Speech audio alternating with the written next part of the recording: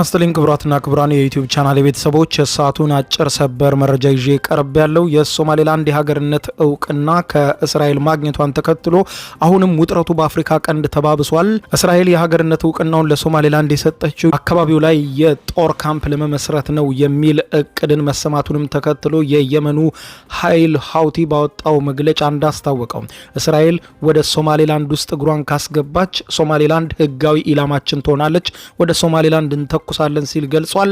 የአፍጋኒስታኑ ታሊባንም በተመሳሳይ መግለጫ አውጥቶ በእስራኤል ላይ ዛቻውን ሰንዝሯል። ይህንን በተመለከተ እስራኤልም ዛሬ ረፋዱን አስቸኳይ መግለጫ አውጥታለች። በእስራኤል ላይ ዛቻ ለሚያቀርቡ ሀገራት በሙሉ ዛቻ ለሚያቀርቡ ቡድኖች በሙሉ በሚል የእስራኤል ውጭ ጉዳይ ሚኒስትር የሰጡትን መግለጫ እንዲሁ የማስደምጣችሁ ነው የሚሆነው። ውጥረቱ በተባባሰበት የአፍሪካ ቀንድ ጉዳይን በተመለከተ ቢቢሲ ዛሬ ረፋዱን ሰፊ የሆነ ዝርዝር ትንታኔ ያዘለ ዘገባ አውጥቷል። የሶማሌላንድ ጉዳይ የምስራቅ አፍሪካ ቀንድን በከፍተኛ ሁኔታ ወጥሮታል። ጉዳዩን በተመለከተ በዝርዝር የማስደምጣችሁ መረጃ ይኖራል።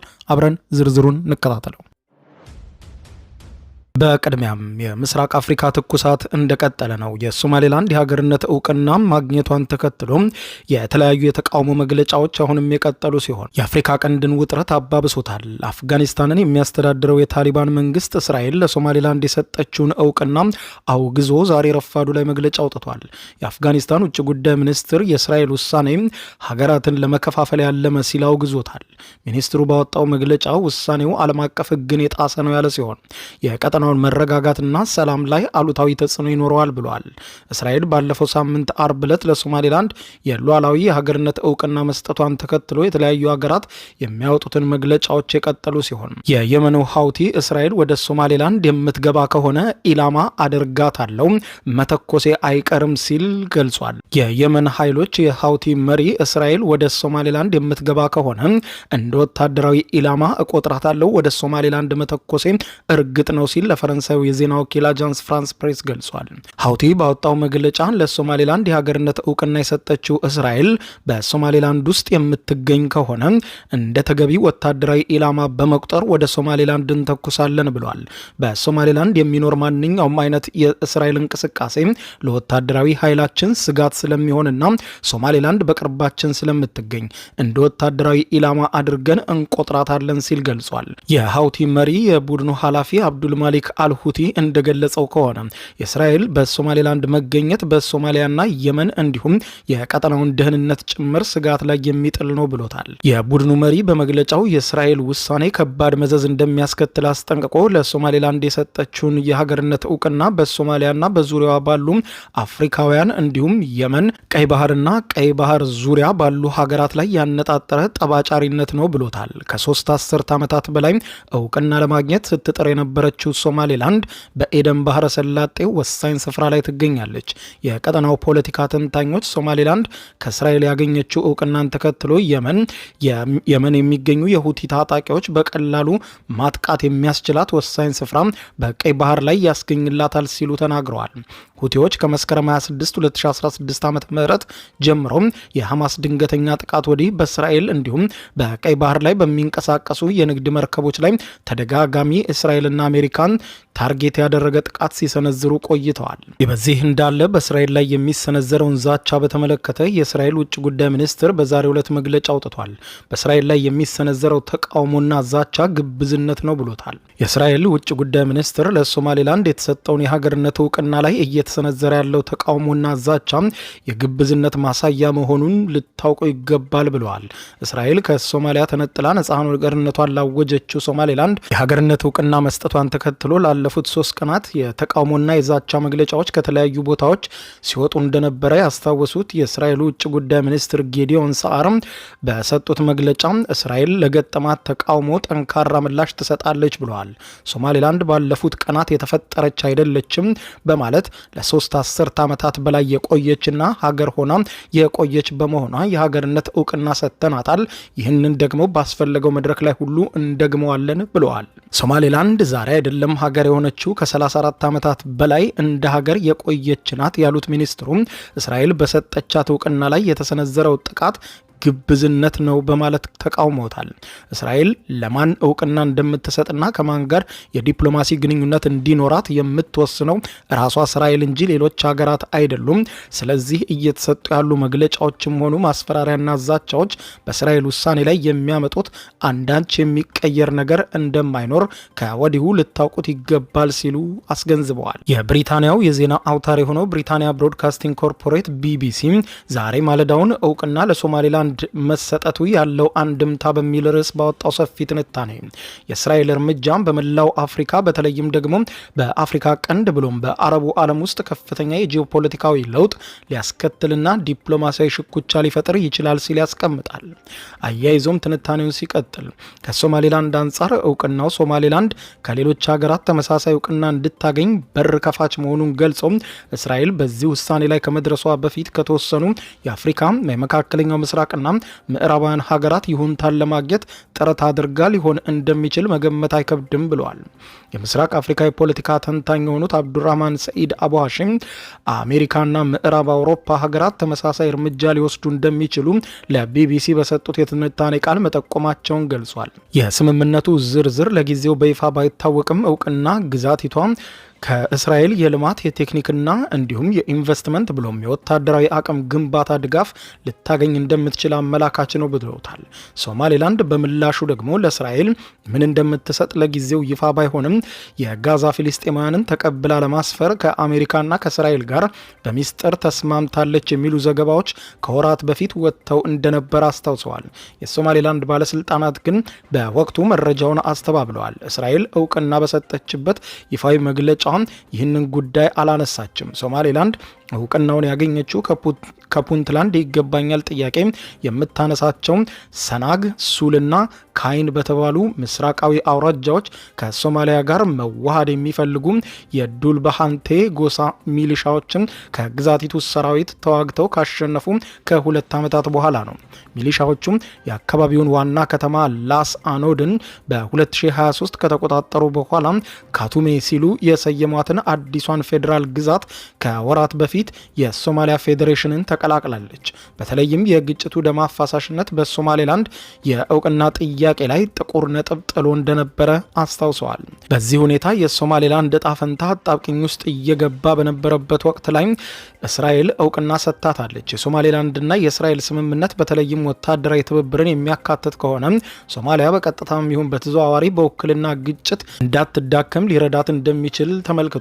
ከሶማሊያ አንጻር ሶማሌላንድ እውቅና ማግኘቷን አልሸባብ ይበልጥ ሶማሊያንን ለማነሳሳት ሊጠቀምበት ይችላል ብለው የሚሰጉ ወገኖች በርካቶች ናቸው። ይህ ከሆነ ጉዳዩ ሶማሊያን ጨምሮ የባሰ ቀጠናዊ አለመረጋጋት ሊያስከትል የሚችልበት እድልም ዝግ እንዳይደለ ተንታኞች ይስማማሉ። ፑንትላንድና ጁባላንድ ራስ ገዞች ከሞቃዲሾ ጋር በገቡት ፖለቲካዊና ህገ መንግስታዊ ውዝግብ ሳቢያ ከፌዴሬሽኑ ለጊዜው በወጡበት በዚህ ሁኔታ ውስጥ ሶማሌላንድ የሀገርነት እውቅና ማግኘቷ ሁኔታው ለሶማሊያ ይበልጥ አስቸጋሪ ያደርገዋል።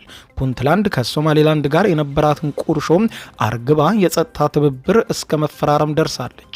ከአፍሪካ ቀንድ የሶማሌላንድ እውቅና ማግኘት ኢትዮጵያ ከሶማሌላንድ ጋር የፈረመችውን የባህር በር ስምምነት እንዲያንሰራራ ሊያደርገው እንደሚችል ትንታኔው ያመለከተ ሲሆን ኢትዮጵያ የሶማሊያን የግዛት አንድነት ለማክበር ብትስማማም የባህር በር ስምምነቱን ስለመሰረዟ ግን በይፋ እስካሁን የተናገረችው ነገር የለም። የፖለቲካ ተንታኙ አብዱራህማንም የእስራኤል እውቅና ለኢትዮጵያ ጥሩ አበረታች ዜና ሊሆን ይችላል የሚል አስተያየት አላቸው።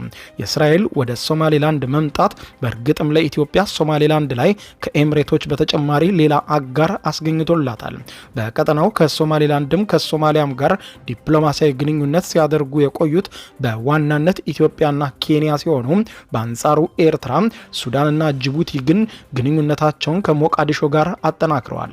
በተለይም ደግሞ ሱዳን ጠንካራ ጸረ እስራኤል አቋም በማራመድ ላይ ነው የምትታወቀው። በተለይም ጅቡቲ ሶማሌላንድ ወደፊት የሀያላን ሀገራት እውቅናን ካገኘች በወደብም ሆነ በወታደራዊ የጦር ሰፈርነት እንዳትቀናቀናት ትሰጋለች። የሶማሌላንድን ጉዳይ ተከትሎ አጣብቂኝ ውስጥ ከገቡ ተቋማት መካከል አንዱ አፍሪካ ህብረት ነው። አፍሪካ ህብረትም እስራኤልን በስም ሳይጠቅሳት የሶማሌላንድ እውቅና ማግኘት ለአህጉሪቱ አደገኛ ምሳሌ ነው በማለት ውድቅ አድርጎታል። ህብረቱ የአፍሪካ አንድነት ድርጅት እንደ አውሮፓውያን አቆጣጠር በ1964 በደረሰበት ውሳኔ መሰረት አባል ሀገራት በቅኝ አገዛዝ ነጻ ሲወጡ የወረሱት ድንበር የጸና እንዲሆን በሚለው ስምምነት ላይ እንደሚቀጥል ገልጿል። የአፍሪካ ህብረት አንዱ አጣብቂኝ እንደ አውሮፓውያን አቆጣጠር በ2005 በሶማሌላንድ እውቅና ጥያቄ ዙሪያ ጥናት እንዲደረግ ወደ ግዛቲቷ የላከው ልዑክ ባወጣው ሪፖርት የሶማሌላንድ ጥያቄ በታሪክ ለየት ያለና በአፍሪካም ፖለቲካዊ ታሪክ ውስጥ አሳማኝነት ያለው ነው በማለት ደምድሞ ነበር። ሶማሊያና ሶማሌላንድ ውህደቱን በህጋዊ መንገድ እንዳላጸደቁት ልዑኩ በሪፖርት ላይ ያሰፈረ ሲሆን ሶማሌላንድ በበኩሏ የዲሞክራሲያዊ መንግስት መሰረቶችን መጣሏንም በመጥቀስ ህብረቱ የግዛቲቱን ጥያቄ የሚያስተናግድበት ልዩ ዘዴ እንዲፈልግና ሶማሌላንድ ሙሉ በሙሉ ከሶማሊያ የተለየች ዲሞክራሲ ያበበባት ሀገር ናት ብሎ በወቅቱ አጽድቆላት ነበር።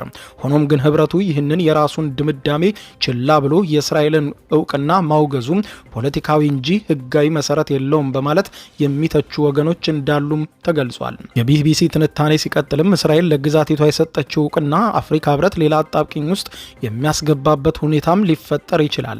የእስራኤል ውሳኔ አፍሪካ ህብረት ለእስራኤል የሰጣት የታዛቢነት መቀመጫ እንዲነሳ ለሚፈልጉ ሀገራት ተጨማሪ እንደ መነሻ እርሾ ሆኖ ሊያገለግል ይችላል ይላል።